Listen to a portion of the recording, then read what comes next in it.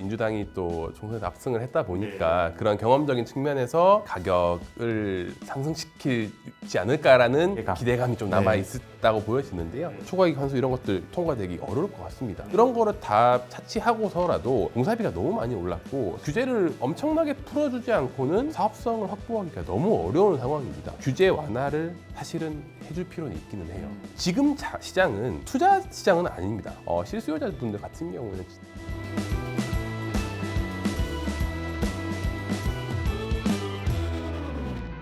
부동산 시장의 가장 큰 이슈였던 4.10 총선이 끝나면서 시장의 방향성에 이목이 집중되고 있습니다. 오늘 이 시간에는 총선 이후 부동산 시장에 대한 전망과 대응 방안 살펴보겠습니다. NH농협은행 윤수민 부동산 전문위원과 함께합니다. 안녕하세요. 안녕하십니까. NH농협은행 올백자문센터 윤수민 부동산 전문위원입니다.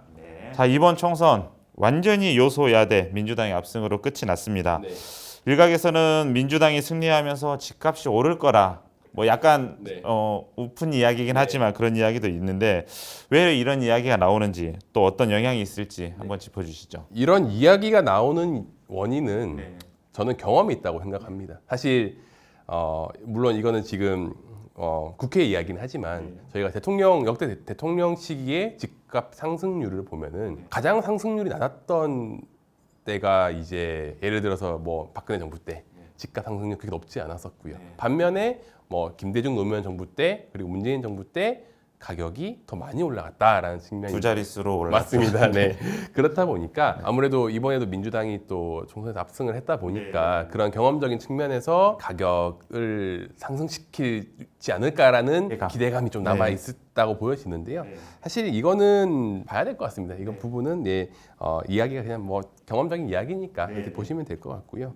근데 그건 있습니다. 규제라는 부분인데요. 저희가 지금 뭐 나중에도 이야기를 하겠지만 규제를 하는 방향성이 항상 시장과는 같이 움직이지는 않는다는 부분이죠. 그러니까 예를 들어 주택 가격을 잡겠다라는 규제가 항상 사실 거의 보면 실패를 했습니다. 주택 가격을 띄우겠다는 규제 정책들도 사실 어찌 보면 지금 다 실패를 하고 있는 부분이고 시장에서 받아주는 모습은 달라질 수 있기 때문에 그 부분들은 조금 이제 생각을 하고 이제 보야 될 것 같습니다. 그러면 이제 지금 국회에 머물러 있는 그 부동산 시장에 영향을 줄 만한 정책들이 꽤 되는데 뭐 임대차 2법으로 불리는 주택 임대차 보호법 이런 것들이 다시 국회에 오를지 좀 관심이 집중되고 있는데 뭐 이제 예상하기 좀 쉽지 않은 문제긴 하지만 어쨌든 민주당이 지금 다수당이 됐으니까 이런 부분들을 어떻게 전망하고 계십니까? 아무래도 조금 영향이 있을 수밖에 없고요. 저희가 초기에 정책들 방향들을 처음에 총선 있기 전에 이제 분석을 해봤을 때 아무래도 국민의힘 쪽에서 나왔던 것들은 규제 완화에 대한 부분들을 계속해서 이어가는 쪽으로 포커스가 맞춰져 있었다면은 민주당의 당론으로 채택됐던 부분들은 대부분 다 임차인 보호에 조금 포커스가 맞춰져 있긴 했습니다. 그래서 말씀하신 주택임대차 보호법 이런 쪽에서도 이러다가 정말 임차인이 다 원하는 대로 임대인이 들어줘야 되는 쪽으로 가는 부분이 아니냐라는 이제 그런 식의 우려 섞인 말들도 나오긴 했는데요. 일단은 아마 그런 정책에 대한 방향성 자체는 일단은 임차인 보호를 강화하는 대로 흘러갈 거고 지금 뭐 논의했던 게 그 임차인들이 권리가 조금 강한 게 아니냐라는 임대인들의 그런 조금 불만들도 있어서 지금 현 정권에서는 이거를 조금 임대인들의 권리도 보호를 해주자라는 부분들을 발의를 조금 준비를 하고 있었는데 그리고 실제로 지금 연구 영역도 다 진행을 했었는데 이런 부분들은 생각보다 진행되기가 어려울 것 같다라고 보여집니다. 그러면 또 다른 이야기인데 재개발, 재건축 굉장히 관심 있는 지역들이 많은데 여소야대 정국에서 안전진단, 재건축 초과이익 환수 이런 규제들이 조금 풀리기가 쉽지 않아 보이는데 어떻게 보고 계세요? 저도 뭐 많은 분들처럼 부동산 카톡방 이런 게 좀 들어가 있긴 하거든요. 예, 근데 그냥 뭐 보고 있어요. 보고 있으면은 딱 그 총선 끝나고 이제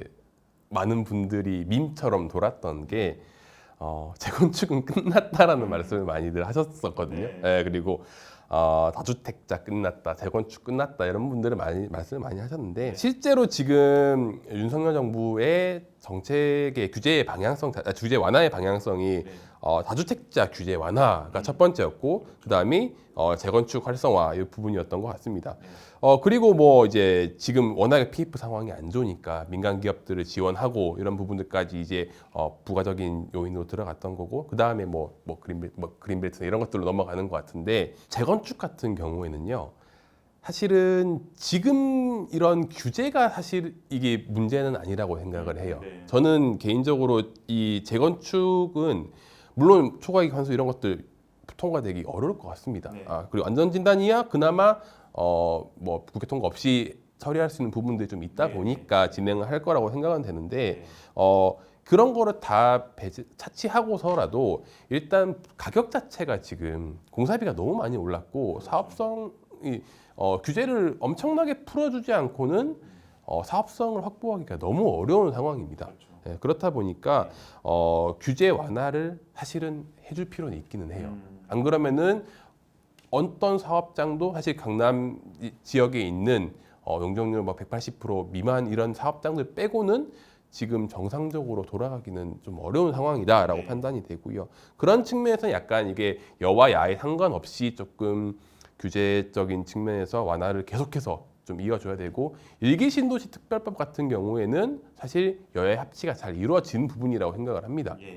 그래서 그쪽은 아무래도 진행이 잘 이루어지지 않을까라고 생각을 하고, 아마 민주당도 주택 공급 부족에 대한 우려의 목소리를 알고는 있을 겁니다. 그런 측면에서 봤을 때 우리는 민주당이니까 재건축에 대한 부분들 규제 완화는 못 해줘 이런 식으로 가지는 않을 거예요. 그래서 어느 정도는 지금 시장 상황들을 고려한 그런 정책 방향들로 가지 않을까라고 판단하는 부분입니다. 예, 굉장히 시장을 예상하기 힘든 시기인 건 확실한데 지금 집을 사야 됩니까 말아야 됩니까? 또 투자자분들께서는 이런 혼란스러운 상황에서 어떻게 대응해야 될지 조언 좀 해주시죠. 최근에 제 지인이 개포동에 집을 보러 갔다가 부자시네요.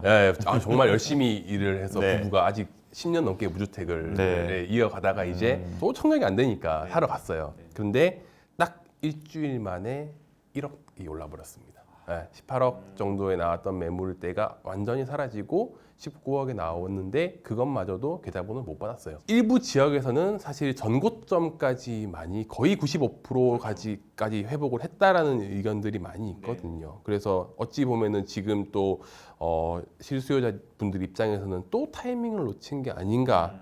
그래서 다른 또 하락하는 시기를 기다려야겠다라는 생각들을 많이 하시는 것 같아요. 그래서 이제 저도 같이 보면서 저도 이제 친구로서 이제 조언을 해주고 하다 보니까 좀 마음이 아프긴 했는데요. 지금 시장은 투자 시장은 아닙니다. 확실히 투자 뭐 이런 쪽으로 가는 부분은 아니고 실수요 중심으로 가기 때문에 그런 시장에서는 가격이 크게 변동하기가 어렵다는 게 특징이거든요. 많이 하락하기도 어렵고 그렇다고 많이 올라가기도 어렵고 그런 측면이라면은 실수요자분들 같은 경우에는 사실은 적당한 가격대에서는 주택을 구입을 하시는 게 더 좋고, 그리고 최대한 정책적인 부분들을 많이 활용을 하셔라. 지금 그 신생아 특례 대출 같은 경우에도 소득 구간들 완화를 해준다라는 이야기들이 나오는 것처럼 이런 부분들을 적절하게 잘 이용을 하시면은 사실 지금 실수요자에게는 항상 적기인 건 맞다라고 생각이 됩니다.